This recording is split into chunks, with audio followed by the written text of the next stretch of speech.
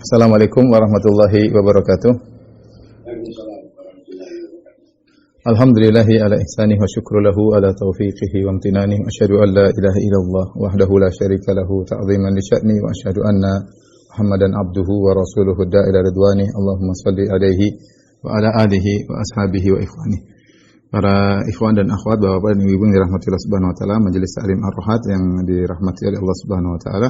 Pada kesempatan ini kita akan bahas tentang perkara yang penting untuk selalu kita ingat, yaitu tentang jerat-jerat syaitan, ya. Karena syaitan adalah musuh bebuyutan bagi kita manusia yang dia sudah memproklamirkan permusuhannya sejak dahulu, sejak dia dendam kepada Adam alaihissalam, ya. Oleh karenanya ketika Allah menciptakan Adam alaihissalam, kemudian Allah menyuruh Adam untuk sujud, untuk menyuruh iblis untuk sujud kepada Adam, maka iblis tidak mau. Kemudian dia berkata, ana khairum minhu, aku lebih baik daripada Adam, ya. Khalaqtani min narin wa khalaqtahu min tin. Bagaimana kau ya Allah menyuruh aku sujud kepada Adam sementara aku lebih baik daripada Adam? Kau ciptakan aku dari api dan kau ciptakan Adam dari tanah, ya. Dan akhirnya iblis dikeluarkan dari surga. Qala fakhruj minha madhmuman madhura, ya, madhuman madhura. Keluarlah engkau iblis dari surga, ya. Kemudian juga fa inna 'alaika la'nata ila yaumiddin, dan kau akan terlaknat sampai hari pembalasan. Iblis pun ketika dihukum oleh Allah, ya, maka dia pun minta izin kepada Allah Subhanahu wa taala untuk diberi umur panjang agar bisa menggoda Adam dan keturunannya. Dia bukan hanya dendam kepada ayah kita Adam, tapi juga kepada keturunan Adam, itu kepada kita-kita semua, ya. Iblis berkata, Rabbi fa'anzirni ila yaumi yub'atsun, ya. Ya Rabbku, tangguhkanlah kematianku sampai hari kebangkitan. Allah mengatakan, fa innaka minal munzarin, kau akan ditangguhkan kematianmu, ya, agar bisa untuk menjalankan misimu menggoda Adam dan keturunannya. Akhirnya sebagaimana kita tahu, akhirnya kedua orang tua kita Adam dan Hawa, ya, akhirnya digoda oleh iblis dan akhirnya makan dari buah yang dilarang oleh Allah Subhanahu wa taala, ya. Kata Allah Subhanahu wa taala, fa waswasa lahuma asyaitanu liyubdiya lahuma ma wuri anhuma min sawatihima. Akhirnya iblis beri waswas, beri bisikan-bisikan, berbicara dengan rayuan-rayuannya, ya, kepada Adam dan Hawa. Bahkan iblis wa qasamahuma, iblis bersumpah, inni lakuma laminan nasihin, wahai Adam dan Hawa, ini niatnya baik, ya. Karena iblis ketika menggoda Adam, dia tidak datang dalam bentuk yang menakutkan, tapi dia datang dalam kondisi sebagai penasehat. Ya, dia mengatakan, inni lakuma laminan nasihin. Bahkan dia bersumpah, demi Allah, saya ini ingin menasihati kalian berdua. Niat saya agar kalian berdua lebih baik daripada kondisi sekarang. Fadallahuma bighurur. Akhirnya iblis menipu mereka berdua. Akhirnya Adam dan Hawa pun sebagaimana sudah kita jelaskan panjang lebar dalam kisah Nabi Adam alaihissalam, akhirnya mereka berdua makan dan akhirnya mereka dihukum untuk turun ke bumi, ya. Apakah iblis puas kalau Adam sudah turun ke bumi? Tidak, iblis tidak puas, ya. Dia tahu dia akan masuk neraka. Maka dia ingin mencari pengikut sebanyak-banyaknya dari keturunan Adam, ya, untuk menemaninya di neraka, ya. Oleh karenanya dia bersumpah kepada Allah Subhanahu wa taala untuk menjerumuskan anak keturunan Adam ke dalam neraka jahanam, ya. Di antaranya iblis bersumpah di hadapan Allah Subhanahu wa taala. Qala hadzal ladzi karramta alayya, ya, la in akhartani ila yaumil qiyamah la ahtanikanna dzurriyyatahu illa qalila.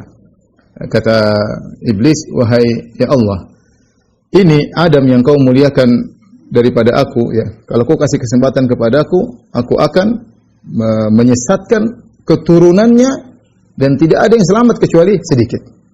Dia bersumpah, aku akan menyesatkan keturunan Adam dan tidak ada, ya, yang selamat kecuali sedikit. Dalam ayat yang lain, iblis mengatakan, fa bima aghwaytani la aqudanna lahum siratakal mustaqim, ya. Thumma la'atiyannahum min baini aydihim wa min khalfihim wa an aymanihim wa an syama'ilihim wa la tajidu aktsarahum syakirin.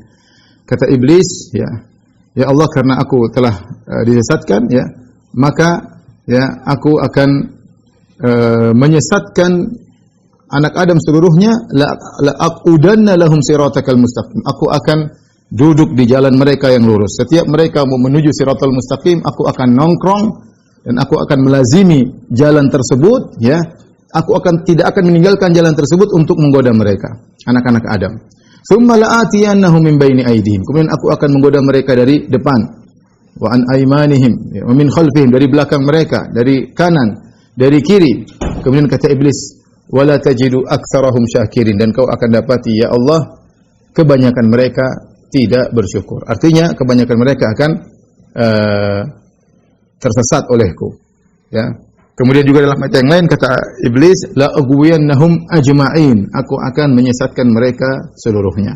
Jadi yang perlu kita sadari Bapak-bapak dan Ibu yang dirahmati Allah Subhanahu wa taala, kita semua adalah target iblis. Kita semua target iblis karena iblis mengatakan la aghwiyannahum ajma'in, aku akan menyesatkan mereka seluruhnya. Selama kita adalah anak keturunan Adam, maka kita adalah target yang ingin iblis sesatkan. Allah Subhanahu wa taala ya telah mengingatkan kepada Adam, orang tua kita, akan bahayanya syaitan, ya, dan juga Allah ingatkan kepada kita melalui ayat-ayat Allah Subhanahu wa taala bahwasanya syaitan ini memang adalah musuh kita, musuh yang sangat nyata yang ingin menjerumuskan kita semua dalam neraka jahanam, ya. Allah berkata kepada Adam alaihissalam, inna hadza aduwwun laka wa li zawjika fala yukhrijannakuma minal jannati fatashqa. Wahai Adam, ingatlah ini iblis adalah musuhmu dan musuh istrimu. Jangan sampai dia mengeluarkan kalian berdua dari surga, maka kau akan sengsara. Dan ternyata berhasil Adam dan Hawa, ya, padahal sudah diingatkan oleh Allah, tetapi Adam alaihissalam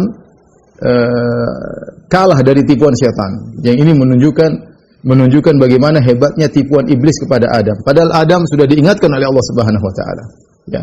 Tetapi ya ternyata Adam pun lalai, ya, alaihissalam, wa asa Adamu rabbahu, kata Allah, Adam pun bermaksiat kepada Rabbnya, ya. Kita tidak meragukan akan keimanan Adam alaihissalam, orang tua kita, tapi saking hebatnya iblis dalam menggoda, ya, itu yang buat akhirnya Adam alaihissalam terpedaya dengan tipuan-tipuannya. Makanya Allah mengatakan fadallahuma bighurur, yaitu iblis menggoda Adam dan Hawa dengan tipuan-tipuan, ya, dengan tipuan, dengan sumpah, dengan kata-kata manis, dengan datang sebagai penasehat, bukan datang dalam bentuk mengerikan, tidak. Tentu itu mungkin Adam dan Hawa takut, tidak, dia datang dalam bentuk yang menyenangkan, memberi nasihat, kata-kata indah, kata-kata menarik. Akhirnya perlahan-perlahan akhirnya Adam dan Hawa pun terjebak dan akhirnya turun dari bumi. Demikian juga Allah Subhanahu wa taala sudah ingatkan kepada kita, alam a'had ilaikum ya bani Adam, ya, la ta'budu syaitan innahu lakum aduwwum mubin. Bukankah aku telah mengingatkan kalian wahai anak-anak Adam, ya, jangan kalian sembah syaitan, sungguhnya syaitan, ya, adalah musuh kalian yang nyata, ya, musuh kalian yang nyata. Allah Subhanahu wa taala juga dalam surat Al-A'raf mengingatkan tentang permusuhan syaitan kepada kita semua. Ya bani Adam, la yaftinannakum asyaitanu kama akhraja abawaykum minal jannah. Wahai anak-anak Adam, jangan sampai kalian terfitnah oleh syaitan. Kama akhraja abawaykum minal jannah, sebagaimana dia telah berhasil mengeluarkan kedua orang tua kalian dari surga. Yanzi'u anhuma libasahuma liyuriyahuma sawatihima. Dia berhasil melepas pakaian Adam dan Hawa untuk memperlihatkan aurat mereka kepada Adam dan Hawa. Ya, ini Allah ingatkan, jangan sampai kalian terfitnah karena iblis pernah berhasil menjerumuskan kedua orang tua kalian sehingga disesatkan oleh iblis, ya. Allah Subhanahu wa taala juga berfirman, "Inna syaitana lakum aduwwun fattakhidhuhu aduwwa." Ketahuilah bahwasanya syaitan adalah musuh bagi kalian. Jadikanlah dia musuh bagi kalian. Innama yad'u hizbahu liyakunu min ashabil sa'ir. Sungguhnya dia menyuruh orang-orang untuk menjadi pengikutnya supaya apa? Supaya menemani dia dalam neraka jahanam, ya. Iblis baru puas kalau kita menemani dia di neraka. Selama kita tidak menemani di neraka, dia tidak puas, ya. Dia tidak puas hanya cukup mengeluarkan Adam dari surga, tetapi dia ingin keturunan Adam semua untuk masuk neraka menemani iblis. Taib, ikhwan dan akhwat yang dirahmati Allah Subhanahu wa taala. Jadi pada kesempatan kali ini kita akan membahas tentang syaitan dan bagaimana jerat-jeratnya ya. Sebelum kita membahas tentang jerat-jerat syaitan, kita ingin jelaskan bagaimana musuh kita bersama ini. Bagaimana musuh yang sulit ya, dengan berbagai macam trik-trik yang dia gunakan jerat-jerat agar bisa menjerat kita semua dalam neraka jahanam wal iyadzubillah ya. Baik. Tolong perhatikan ya. Syaitan ya. Ya. Hakikat syaitan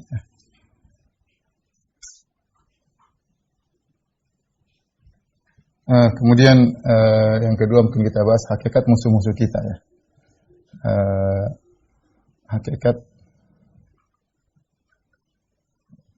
kondisi musuh kita.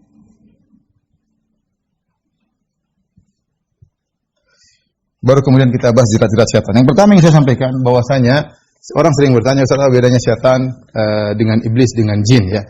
Jadi bedanya iblis, kalau iblis ya, jadi kita tahu ada jin, ada manusia ya. Manusia. Jin ada iblis, kemudian ada jin baik dan ada jin baik, ada jin jahat.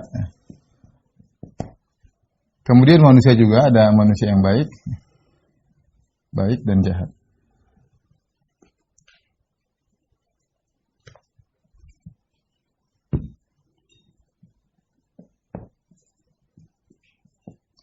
Adapun iblis, inilah dia berasal dari golongan jin, tetapi berasal dari golongan jin yang ditangguhkan umurnya. Ditangguhkan umurnya hingga hari kiamat. Hingga hari kiamat. Untuk apa? Untuk menggoda manusia. Untuk menggoda manusia. Adapun jin, ya, iblis juga dari jin, ya, sama-sama dari jin. Tapi jin ada jin yang baik dan jin jahat. Kedua jin ini ya, mati sebagaimana yang lainnya, mati dan tidak ditangguhkan umurnya, tidak ditangguhkan umurnya. Berbeda dengan iblis, ya. Iblis punya anak buah dan anak buah iblis adalah jin-jin jahat. Nah, jin jahat ini disebut juga dengan syaitan ya. Iblis adalah bosnya syaitan.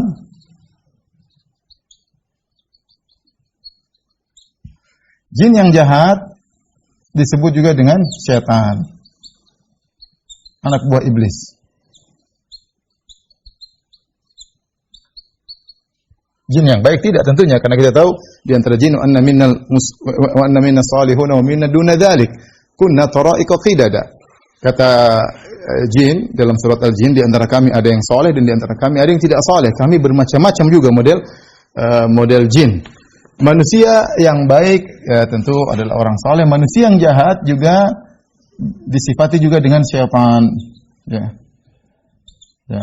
Sebagaimana Allah Subhanahu Wa Taala mengatakan, wa kadzalika ja'alna likulli nabiyyin aduwan syayatinal insi wal jinni. Sebagaimana kami telah menjadikan bagi setiap nabi ada musuh. Syayatinal insi wal jinni, syaitan manusia dan syaitan jin. Jadi syaitan itu sifat buruk. Manusia yang buruk disebut juga dengan syaitan. Ya. Jin yang buruk juga disebut dengan syaitan. Yang syaitan manusia maupun syaitan jin adalah sama-sama anak buah iblis. Ini juga anak buah iblis. Ya. Hanya saja kalau setan anak buah iblis dari kalangan jin, dia sadar bahwasanya dia diperintah oleh iblis. Tapi kalau setan dari kalangan manusia, dia tidak sadar bahwasanya dia dipergunakan oleh setan untuk menjerumuskan manusia. Oleh karena kita dapati betapa banyak orang-orang yang bersifat buruk dan ingin keburukan dan ingin menjauhkan orang dari tauhid, ingin menjerumuskan orang dalam kesyirikan, ingin membawa orang ke dalam kemaksiatan, menyuruh orang terjerumus dalam pelanggaran-pelanggaran. Mereka sesungguhnya adalah setan-setan manusia. Ya.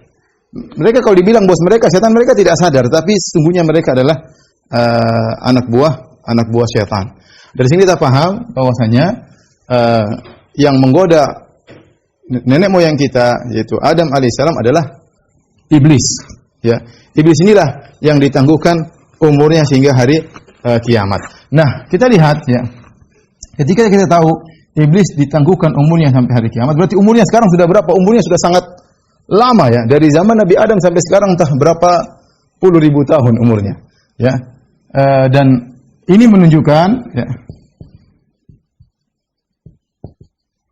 iblis ya pakar dalam menggoda manusia. Kenapa? Karena banyak pengalaman ya, banyak pengalaman. Ya. Dia sudah tahu bagaimana cara menggoda ustadz, dia tahu bagaimana cara menggoda ulama, dia tahu bagaimana cara menggoda pejabat, dia tahu bagaimana cara menggoda orang miskin, dia tahu bagaimana cara menggoda ibu rumah tangga, dia tahu bagaimana cara menggoda kepala rumah tangga, dia tahu bagaimana cara menggoda anak-anak muda, dia tahu. Dia sudah sangat berpengalaman dan dia telah berhasil menyesatkan banyak orang. Dia sudah berhasil. Kita tidak mengatakan dia tidak berhasil, dia berhasil.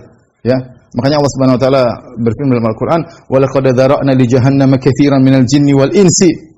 Sungguh kami akan memenuhi neraka jahanam dengan banyak manusia dan banyak jin. Manusia banyak ikut masuk.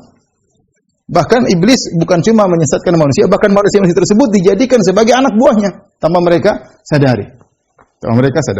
Bahkan sebagian ulama mengatakan begitu banyak manusia yang hebat dalam menyesatkan, ya, seperti Fir'aun sampai ngaku sebagai Tuhan. Ya, sampai sebagian ulama mengatakan iblis pun kalah dengan manusia tersebut. Ya, dididik manusia ini menjadi penjahat sampai dia lebih hebat daripada iblis. Lihat, Fir'aun ngaku sebagai Tuhan, iblis ini tidak ngaku sebagai Tuhan. Iblis tidak ngaku sebagai Tuhan. Dia tahu Allah Tuhannya. Ya. Fir'aun sombong sampai ngaku sebagai Tuhan. Namrud sombong sampai ngaku sebagai Tuhan. Ya. Sampai dikatakan tentang Jaham bin Safwan. Jaham bin Safwan adalah seorang yang melakukan berbagai macam bid'ah yang menjadikan umat terpecah-pecah. Sampai ada yang mengatakan karena bahwasanya dahulu Jaham yata'allam min iblis. Dulu Jaham bin Safwan belajar dari iblis. Kemudian berkembang perkara sampai akhirnya iblis belajar daripada Jaham bin Safwan. Jadi maksud saya iblis ini luar biasa sampai ada anak didiknya yang menjadi berhasil. Intinya dia adalah makhluk yang memiliki banyak pengalaman dalam menyesatkan manusia, berbagai macam jerat sudah dia pasang dan dia sudah ngerti bagaimana menjebak yang si fulan. Kalau ini dijebak dengan wanita nggak bisa, tapi kalau dijebak dengan duit misalnya akan jatuh, atau sebaliknya ini dijebak dengan duit nggak bisa, tapi kalau dijebak dengan jabatan dia akan terjatuh, ya macam-macam iblis sudah ngerti. Baik, ini tentang hakikat syaitan ya dan iblis ya. Baik, yang berikutnya kita bicara tentang sulitnya musuh yang berat ya. Musuh yang berat itu iblis dan setan-setan jin ya. Kalau setan manusia mungkin kita bisa lihat, tapi kalau setan jin berat ya. Di antara hal yang menunjukkan bahwasanya musuh kita ini adalah berat ya, bahwasanya pertama setan atau iblis dan pasukannya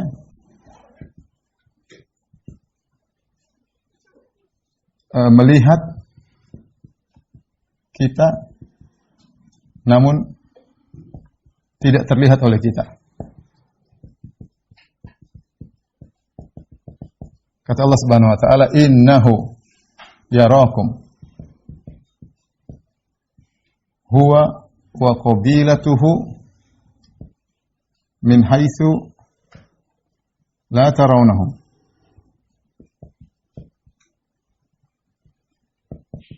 Sungguhnya ia melihat dia dan anak keturunannya dan anak buahnya melihat kalian dan kalian tidak bisa melihat mereka. Dan kita tahu musuh yang tidak terlihat adalah berat ya. Musuh yang tidak terlihat adalah berat ya. Sekarang kita menghadapi corona berat. Kenapa? Karena virus tersebut tidak kelihatan. Kita nggak tahu, kita menyangka tidak ada virus itu, ternyata kita tertular di situ dan itu terjadi. Tertular pada posisi-posisi yang kita merasa aman, ternyata malah tertular. Kenapa? Karena corona tersebut tidak terlihat. Ini kita bicara virus. Nah, iblis pun demikian. Setan kita tidak lihat. Dia tidak lihat di mana dia, apa yang sedang dia rencanakan, kita tidak tahu. Jadi musuh yang tidak terlihat adalah musuh yang berat. Kemudian di antara hal yang menunjukkan bahayanya iblis dan syaitan adalah mereka ya lokasinya sangat dekat. Lokasi mereka sangat dekat. Apa kata Allah, kata Nabi sallallahu alaihi wasallam, "Inna syaitana yajri min bani Adam majra dam." Ya, sungguhnya setan itu mengalir dalam tubuh manusia sebagaimana aliran darah. Ya, sebagaimana aliran darah. Oleh karenanya bahkan dalam hadis disebutkan bahwa setiap manusia ada korinnya. Ada korinnya, ada setan yang menemaninya, siap selalu menggoda dia. Maka dia harus berbenteng dengan keimanan, ketakwaan dan yang lainnya. Tapi intinya setan tidak usah bukan tinggal di lantai 2, bukan tinggal di RT lain, enggak. Dia sampai mengalir dalam tubuh kita, menggoda dalam tubuh kita. Ya. Ini musuh yang repot kita hadapi, tidak kelihatan, kemudian masuk dalam diri kita, siap menggoda kita. Seandainya musuhnya ada jarak masih mending, ini langsung masuk dalam tubuh kita. Kemudian apa? Dia goda langsung hati kita. Ya. Yang digoda langsung kolbu kita. Kolbu kita itu alat yang sangat vital. Makanya alladzi yuwaswisu fi sudurin nas, kata Allah Subhanahu wa taala, alladzi yuwaswisu fi sudurin nas. Yang membisik-bisikkan dalam dada manusia, ya. Yang bisik-bisikan dalam dada manusia. Berat ya, yang dia langsung bukan lagi di telinga, dia langsung ke kolbu kita, yang situ merupakan tempat penentu kita iya atau tidak, ya. Iya atau tidak, ya. Karena sebagian ulama mengatakan bahwasanya antara kolbu dengan akal benar, akal adalah bagian penerima data, mengolah data, tapi begitu mengatakan iya atau tidak, urusnya dengan kolbu, iya lakukan atau tidak, ya. Dan itu bagian tempat yang digoda oleh syaitan, tempat mengambil keputusan. Ini berbahaya, ya. Ini menunjukkan bahayanya syaitan. Kemudian di antara menunjukkan bahayanya syaitan, ya. Keempat, kata Nabi sallallahu alaihi wasallam dalam hadis, syaitan tidak pernah lelah menggoda. Dalam hadis kata Nabi sallallahu alaihi wasallam, inna syaitan qa'ada li ibni Adam atau yaq'udu li ibni Adam, qa'ada li ibni Adam bi atrukihi. Apa artinya? Artinya syaitan nongkrong untuk Adam di seluruh jalannya. Syaitan nongkrong di seluruh jalan kebaikan anak Adam.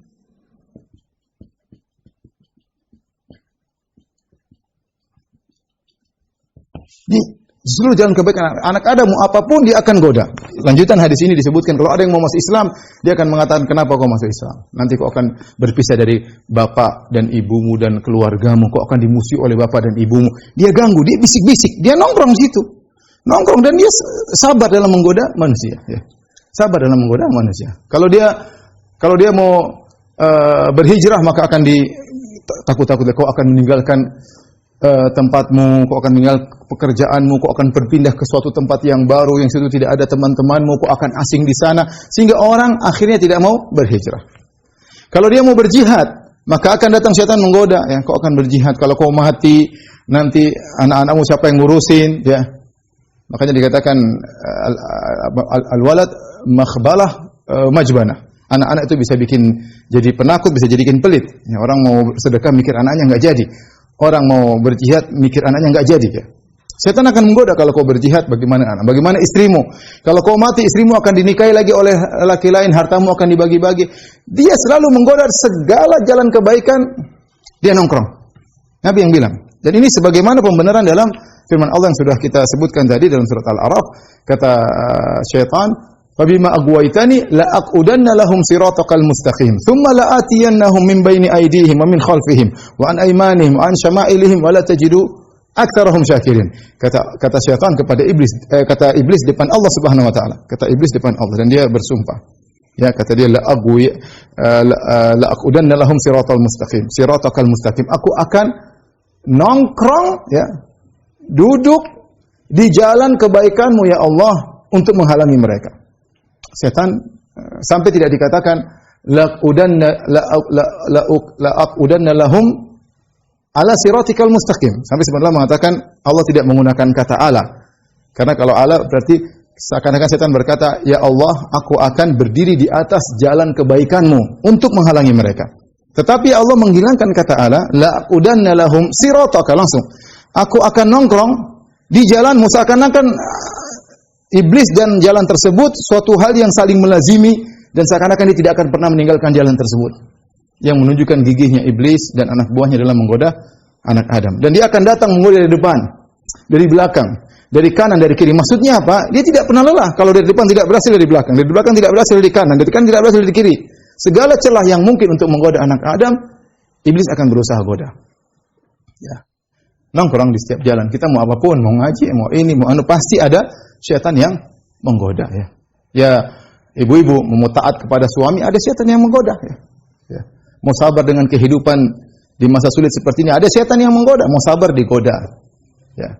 Apapun jalan kebaikan, ada setan situ nongkrong menggoda kita. Makanya Nabi mengatakan, "Inna syaitana qa'ada li ibni Adam bi atruqihi." Setan itu nongkrong di seluruh jalan-jalan kebaikan anak Adam, ya. Kemudian yang cukup mengerikan, setan punya anak buah, ya. Atau iblis punya anak buah. Anak buah yang terkoordinir. Yang terkoordinir, ya. Oleh karenanya dalam hadis dalam Sahih Muslim, "Inna iblis wada'a arsyahu 'alal ma', tsumma yab'atsu sarayahu." Sungguhnya iblis meletakkan singgasananya di atas air, mungkin di laut entah di mana. "Tsumma yab'atsu sarayahu." Kemudian dia mengirim anak buahnya. Fa'adhamuhum fa'adhamuhum lahu manzilah fa'adna lahum manzilah a'dhamuhum fitnah. Maka yang paling dekat kedudukannya dengan iblis adalah yang paling besar fitnahnya. Fayaji'u ahaduhum. Jadi setelah iblis mengirim anak buahnya untuk menggoda, mereka laporan. Ada yang datang lapor. "Wah iblis, saya sudah begini dan begitu dan begini."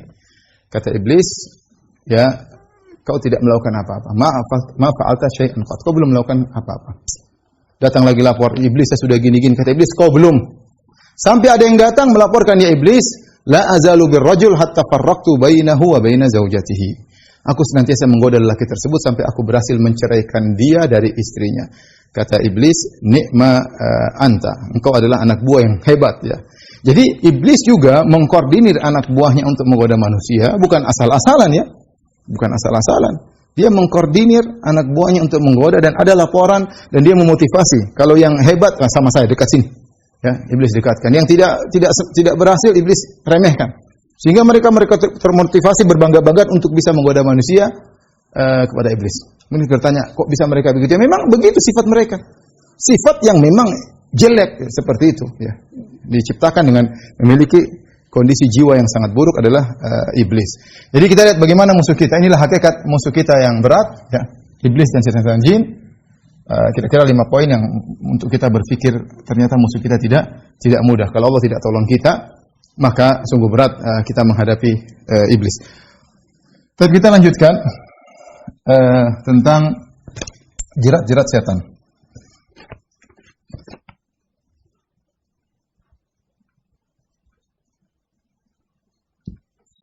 Jerat-jerat setan. Jerat-jerat setan tentu sangat banyak.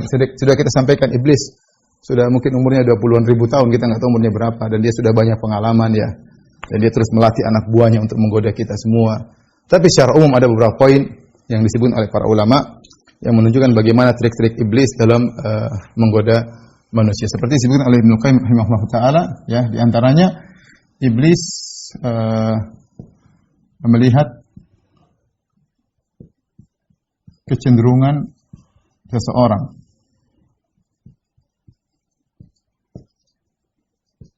Ya, ini langkah pertama. Lihat kecenderungannya apa.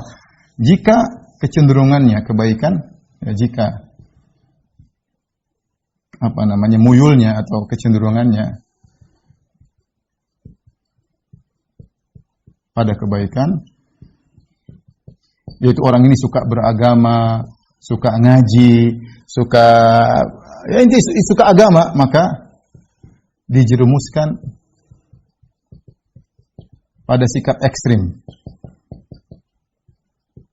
atau gulu, atau dalam bahasa Arab al-gulu. Yang kata Nabi SAW, iyyakum wal gulu, fa innama ahlaka man kana qablakumul gulu. Kata Nabi SAW, waspadalah kalian dengan sikap ekstrim berlebih-lebihan dalam agama. Sesungguhnya yang telah membinasakan umat-umat terdahulu adalah sikap berlebih-lebihan dalam agama. Yaitu Nabi ucapkan ketika Nabi ingin melempar jamarat. Ketika ingin melempar jamarat, Nabi mengatakan, ambilkan kerikil-kerikil yang ukuran kecil. Maka Nabi setelah mengambil ukuran kecil, ya seukuran biji korma atau lebih, ya.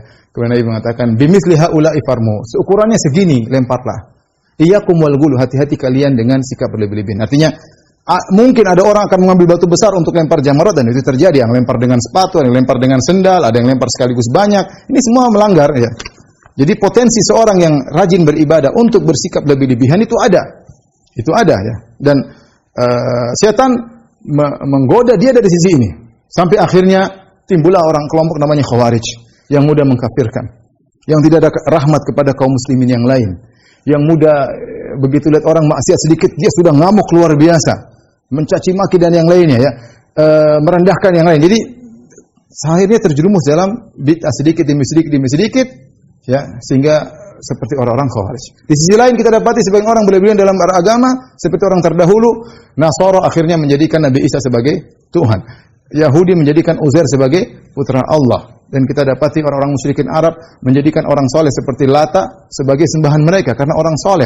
Kita dapati juga sebagian kaum muslimin berlebih-lebihan dalam beragama sampai mengangkat derajat Nabi SAW berlebihan. Dikatakan Nabi tahu ilmu gaib, dikatakan dunia dan akhirat adalah milik Nabi SAW. Memuji yang berlebih-lebihan, padahal Nabi sudah ingatkan, la tutruni kama atratin nasara bana Maryam, innama ana abdun faqulu abdullahi wa rasuluh. Jangan kalian mujiku berlebih-lebihan sebagaimana Nasara berlebih-lebihan memuji Isa bin Maryam, sungguhnya aku hanya hamba Allah. Katakanlah Muhammad hamba Allah dan Rasulnya. Ketika ada orang memuji Nabi dengan mengatakan wa fina nabiyyun ya'lamu ma fi ghad, di antara kita, di tengah-tengah kita ada seorang nabi mengetahui apa yang terjadi besok, Nabi marah. Nabi mengatakan, saya tidak tahu masa depan. Kalau Allah tidak kasih tahu, saya tidak tahu. Ya. Ya. Kata Nabi, qulu biqaulikum wa la yastahiyannakum syaitan. Ucapkanlah sebagaimana ucapan yang biasa kalian ucapkan, jangan berlebih-lebihan kalian digelincirkan oleh syaitan. Itu kepada Nabi saja tidak boleh kita seperti itu, apalagi orang-orang yang jauh di bawah Nabi SAW. Kita dapat sebagian orang sujud kepada gurunya, ya. Sebagian mereka minta kepada gurunya, sebagian mereka menyangka gurunya bisa mengeluarkan dia dari neraka jahanam. Berbagai macam kalau kita buka tentang sikap berlebih-lebihan dalam beragama, ya. Sebagian mereka beribadah dengan berlebih-lebihan. Intinya, syaitan melihat kecenderungan seseorang, kalau dia cenderung kepada kebaikan, dijerumuskan dalam sikap ekstrim al-ghulu, baik dalam peribadatan maupun dalam akidah. Jika kecenderungannya,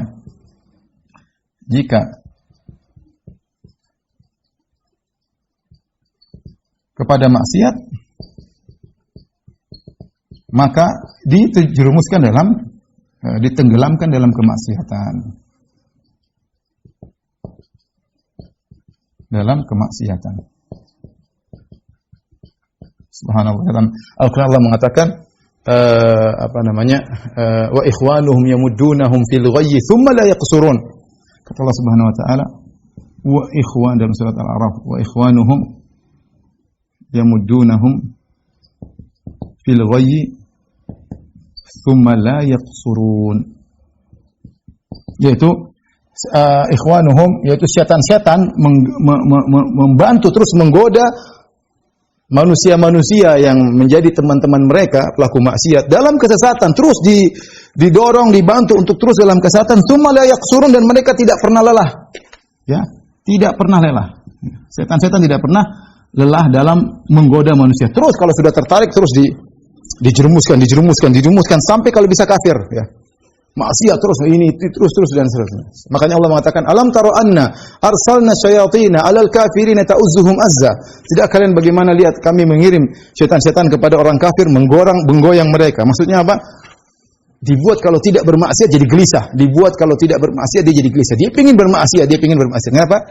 Setan terus menggoda. Jadi hati-hati, jangan disangka bahwasanya godaan setan cuma masalah kemaksiatan, bahkan dalam berlebihan dalam beragama juga adalah salah satu tipuan syaitan.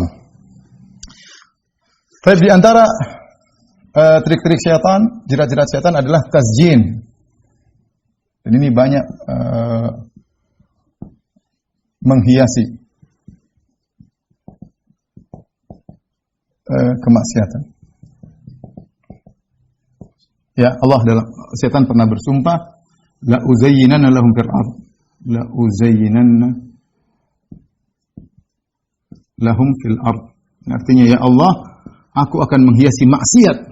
Aku akan menghiasi maksiat. Dan betapa banyak orang terjumus dalam maksiat, kekufuran gara-gara hiasan syaitan, ya. Makanya kata Allah Subhanahu wa taala, wa iz zayyana lahumusy syaitanu a'malahum wa qala la ghaliba lakumul yawma minan nasi wa inni jarul lakum. Ketika terjadi perang Badar, ketika orang-orang musyrikin ragu-ragu, syaitan datang. Syaitan bisikan mereka, wa iz zayyana lahumusy syaitan, syaitan menghiasi mereka. Tenang wahai Abu Jahal dan kawan-kawan, kalian tidak akan kalah, kalian banyak, aku akan menolong kalian. Akhirnya kalah, ya. Syaitan menghiasi. Dalam ayat yang lain, wa zayyana lahumusy syaitanu a'malahum. Wa zayyana lahumusy syaitanu ma kanu ya'malun. Syaitan menghiasi amal perbuatan mereka sehingga mereka semangat melakukan kemaksiatan. Ini yang terjadi, ya. Lihatlah bagaimana Adam alaihissalam. Adam alaihissalam, dia di surga. Dan terlalu banyak buah yang bisa dia makan, terlalu banyak pohon yang indah. Satu saja yang haram. Tetapi syaitan menggoda Adam dengan menghiasi kemaksiatan tersebut. Sehingga dia lebih condong pada yang ini. Lebih condong pada yang haram. Kenapa? Karena syaitan menghiasi. Disebutlah ini syajaratul khuldi, pohon abadi, kalau kau makan kau akan abadi. Bohong semua, ini iblis bohong. Ya. Dinamakan dengan nama yang indah, pohon keabadian. Kalau kau makan kau akan menjadi malaikat dan kau akan menjadi raja yang sungguhnya. Dihiasi sampai akhirnya Adam dan Hawa makan. Padahal yang halal banyak. Makanya saya katakan demikian juga di dunia ini banyak yang halal. Tetapi ketika syaitan menghiasi kita terjebak pada sesuatu yang haram. Itu yang menarik.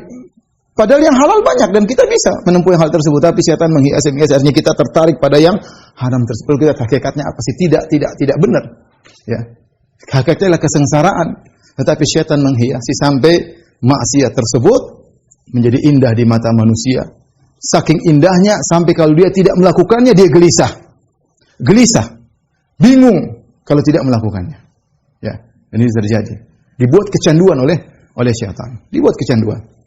Dan itu salah satu bentuk cara syaitan menggoda manusia dengan menghiasi maksiat. Ya. Baik, adapun urutan penggodaan syaitan, atau prioritas, ya, kalau kita bicara skala prioritas syaitan, skala prioritas syaitan dalam menggoda. Dan ini disebut oleh Ibnu Qayyim rahimahullah taala. Ya. Perhatikan. Yang pertama, syaitan goda agar terjerumus dalam kekufuran, kekafiran, syirik, kemunafikan. Ini yang pertama. Bagaimana manusia bisa terjerumus dalam kekufuran? Karena kalau terjerumus kekufuran selesai jadi teman syaitan di neraka jahanam. Coba bayangkan bagaimana orang-orang Nasara, ya, bagaimana mereka bisa menyembah Nabi Isa, dihiasi luar biasa oleh syaitan. Yahudi tidak menyembah Nabi Isa. Orang Nasara jumlahnya miliaran. Terpedaya bagaimana manusia yang mereka dapatkan dalam Injil mereka, manusia tersebut lapar, manusia tersebut ketakutan, manusia tersebut Nabi Isa alaihissalam tidur, ya, manusia tersebut Nabi Isa alaihissalam berdoa, sujud, ya. kemudian ditangkap, ketakutan, dianggap sebagai Tuhan. Dengan dihias, akhirnya, ya, bagaimana orang bisa menyembah manusia? Lihat bagaimana banyak orang menyembah berhala. Berhala, subhanallah, lihat sebagian berhala kita lihat, kita sedih. Patung mereka pahat sendiri, mereka letakkan patung tersebut, mereka sembah, mereka kasih makan patung tersebut, makanan tersebut dimakan oleh burung-burung. Gimana otak mereka jalan? Tapi setan menghiasi. Ya, setan menghiasi. Ya.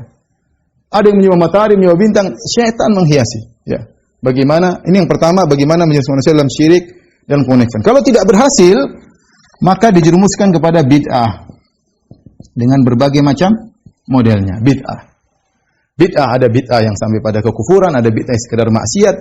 Bertingkat-tingkat. Kenapa dijerumuskan kepada bid'ah? Karena bid'ah lebih disukai oleh syaitan daripada maksiat. Ya, kata Sufyan Ats-Tsauri, al-bid'atu ahabbu ila syaitan ila iblis minal ma'siyah. Bid'ah lebih disukai oleh iblis daripada maksiat. Kenapa? Al-ma'siyatu yutabu minha wal bid'atu la yutabu minha. Adapun maksiat orang masih mungkin bertobat. Kenapa? Dia sadar itu maksiat.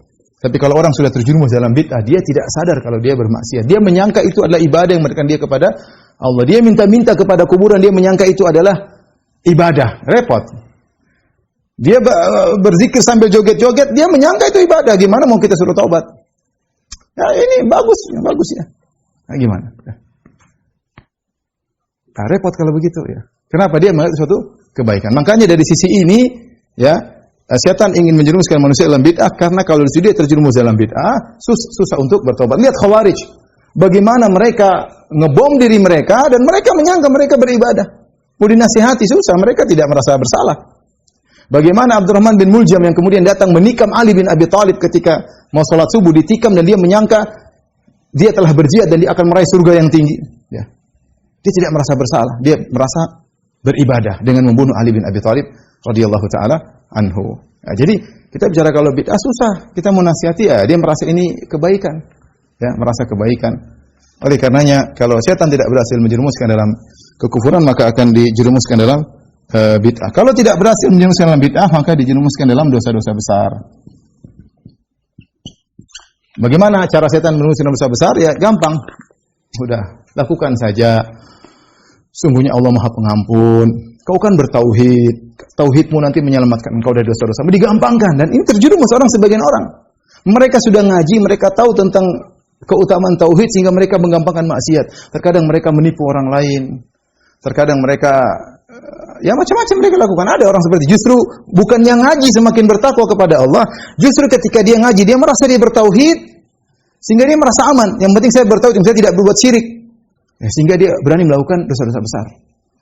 Enggak ada yang berzina, ada yang berani ngambil riba, enggak apa-apa, kan saya bertauhid.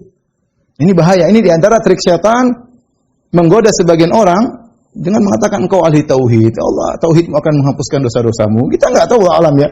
Kemudian akhirnya kita orang-orang terjerumus dalam kemaksiatan.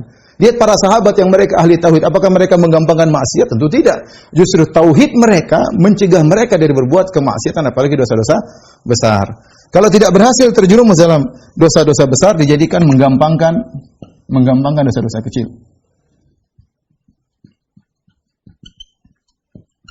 Dosa-dosa kecil.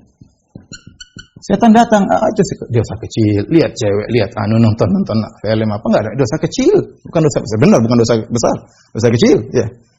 Gampang, tinggal sholat selesai, ya. Tinggal istighfar selesai, yang penting tidak lakukan dosa besar, Allah akan ampun.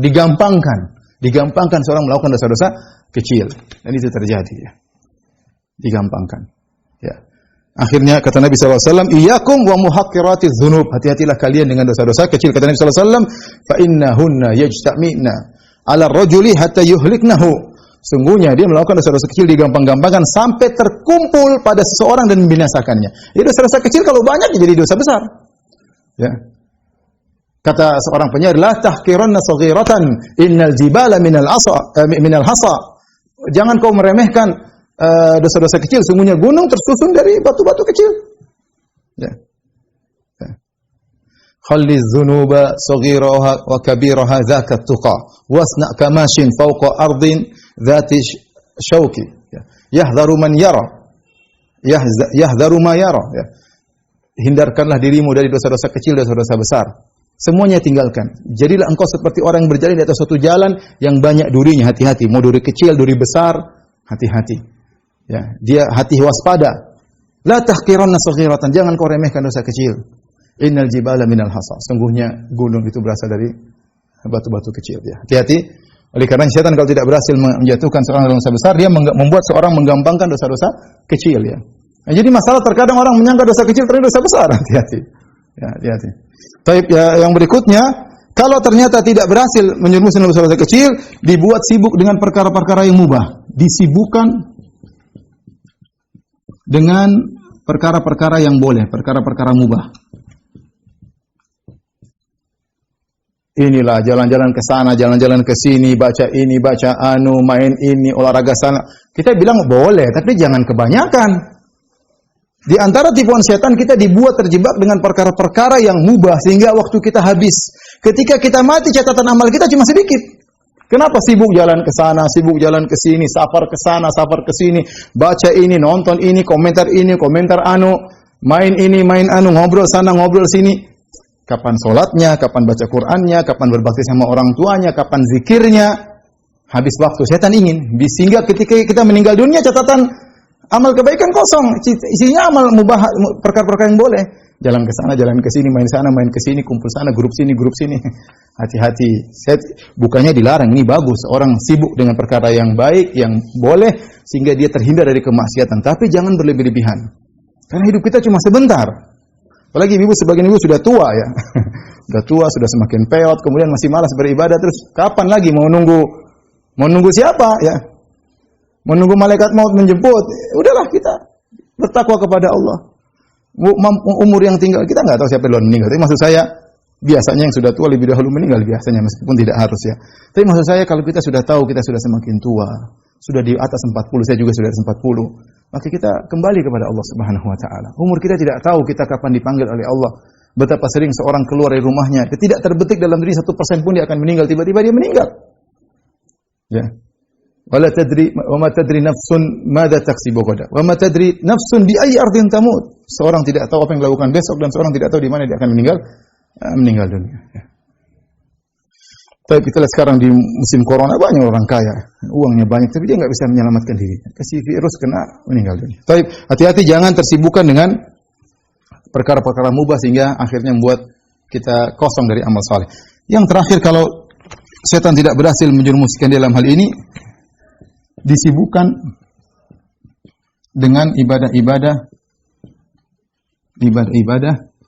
yang pahalanya kurang, ya, sehingga meninggalkan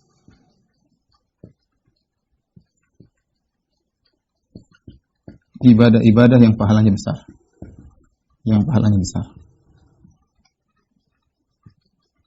Saya kasih contoh. Ini sederhana. Contoh seorang punya orang tua masih hidup. Kan pahalanya besar kalau dia menyenangkan ibunya, menyenangkan bapaknya. Tapi setan buat dia lalai dari ibunya. Dia sekedarnya saja.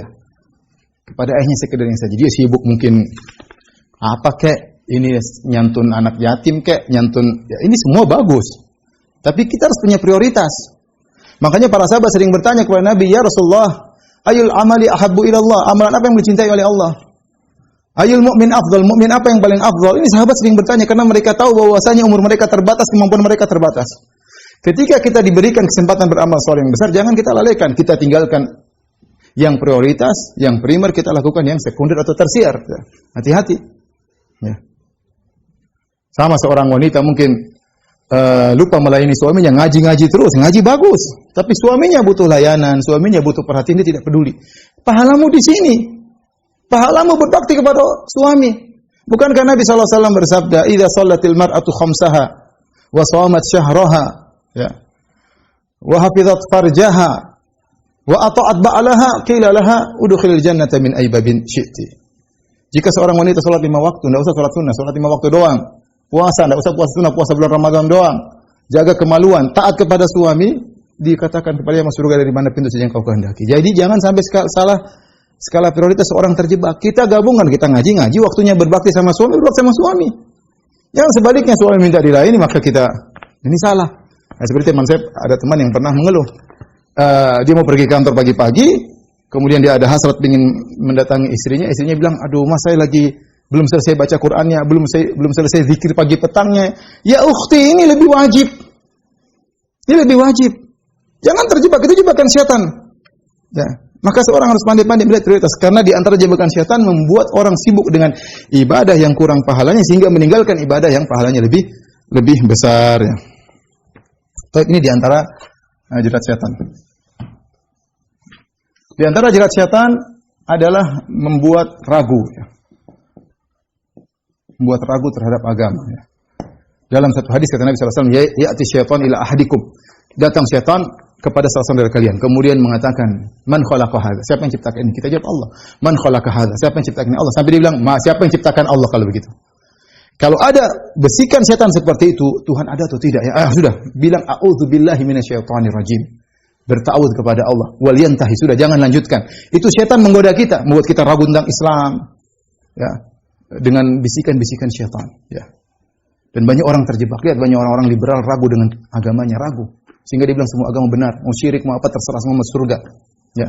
Yang penting akhlak baik. Ragu dengan agamanya, ragu dengan Islam yang satu-satunya agama mengajarkan kepada tauhid, yang lain mengajar kepada kesyirikan. Dia ragu. Itu hati-hati, itu juga jebakan syaitan. Di antara jerat syaitan adalah menakut-nakuti. Ya. Kata Allah Subhanahu wa taala, "Asy-syaitanu ya'idukumul faqra wa ya'murukum bil fahsya." Syaitan menakut-nakuti kalian dengan kemiskinan, mau bersedekah, aduh nanti miskin. Bersedekah, ya akhi ini sudah benar sedekah. Nanti anak istri sudah makan selesai, sisa uangnya sedekahkan. Nanti butuh anakmu ke depan, jangan dibuat ragu-ragu sama syaitan. Ditakut-takuti, takut miskin lah, takut inilah. Akhirnya orang jadi pelit gara-gara kemakan dengan syaitan. Di antaranya adalah jerat syaitan adalah wanita. Dalam hadis kata Nabi sallallahu alaihi wasallam, "Innal mar'ata auratun fa idza kharajat istasfara syaitan." Sungguhnya wanita adalah aurat. Kalau dia keluar setan mengintai begini, setan mengintai. Maksudnya apa? Untuk dijadikan jerat untuk menjerat para lelaki. Dihias, dijadikan wanita cantik, dijual bebas supaya orang dilihat oleh banyak orang. Makanya kita lihat sekarang iklan semua wanita, mau iklan sikat gigi wanita, iklan mobil wanita, iklan motor wanita, iklan HP wanita, semua iklan wanita. Kenapa? Karena memang menarik. Sebagai jualan, ya. Syaitan tahu hal tersebut. Wanita dijadikan jerat-jerat syaitan. Di antaranya mengadu domba. Apa kata Allah Subhanahu wa taala? "Wa qul li ibadi yaqulu allati hi ahsan." Katakanlah kepada hamba-hambaku untuk mengucapkan kata-kata yang lembut. Ya. Inna syaitana yanzagu bainahum. Sungguh syaitan mengadu domba di antara mereka. Ya. Kalau ngomong baik-baik, jangan sembarangan ngomong. Kita sama kaum mukminin, hati-hati jaga. Mungkin kita punya niat baik, menegur orang, tapi ingat kata-kata dijaga. Karena oleh Allah yang suruh, "Inna syaitana wa qul li ibadi yaqul lati hi ahsan." Katakanlah kepada hamba-Mu, ucapkanlah kata-kata yang baik. Sungguhnya syaitan mengadu domba di antara mereka, ya. Apa kata Nabi Yusuf alaihissalam ketika kepada ayahnya, "Wahai ayahku, aku mimpi begini-begini." Kata ayahnya, "La taqsus ru'yaka ala ikhwatika." Jangan kau ceritakan mimpimu kepada saudara-saudaramu. Kenapa? Inna syaitana aduwwun mubin. Inna syaitana lil insani aduwwun mubin. Sungguhnya setan adalah musuh yang nyata mengadu domba di antara kalian, ya. Hati-hati. Kata Nabi sallallahu alaihi wasallam, "Inna syaitan qad aysa an ya'budahul musallun fi jaziratil arab, walakin fi tahrishi bainahum." Setan putus asa untuk disembah oleh orang-orang yang salat di jazirah Arab, tapi setan tidak pernah putus asa untuk mengadu domba di antara kaum muslimin. Kita jangan terjebak dengan sikap adu domba, karena sikap domba itu adalah gerakan setan. Sekarang perkara yang menyedihkan, ormas ini bermusuhan dengan ormas anu, ya. Pengajian ini bermusuhan pengajian yang anu, ya. Kita kalau ada yang salah tegur dengan cara yang baik, tidak harus kemudian jegal-jegalan, maki-makian, medsos, kemudian kita alhamdulillah, hati-hati kita terperangkap dengan godaan syaitan. Teman kita yang saleh itu juga seorang muslim, sampaikan kata-kata yang lembut agar dia bisa kembali. Tujuan kita kan supaya dia sadar, bukan untuk kita menghabisi dia, menghina dia, menginjak dia, siapapun, maka ingat ini di antara godaan-godaan syaitan. Saya rasa waktunya sudah habis, ya. Insyaallah mungkin lain kali kita bisa sambung. Demikian apa yang bisa sampaikan pada kesempatan kali ini kepada Majelis Taklim Ar-Rohat dan kepada Om Ilham. Terima kasih atas perhatiannya semua. Kurang lebihnya saya mohon maaf. Wabillahi taufiq wal hidayah. Assalamualaikum warahmatullahi wabarakatuh.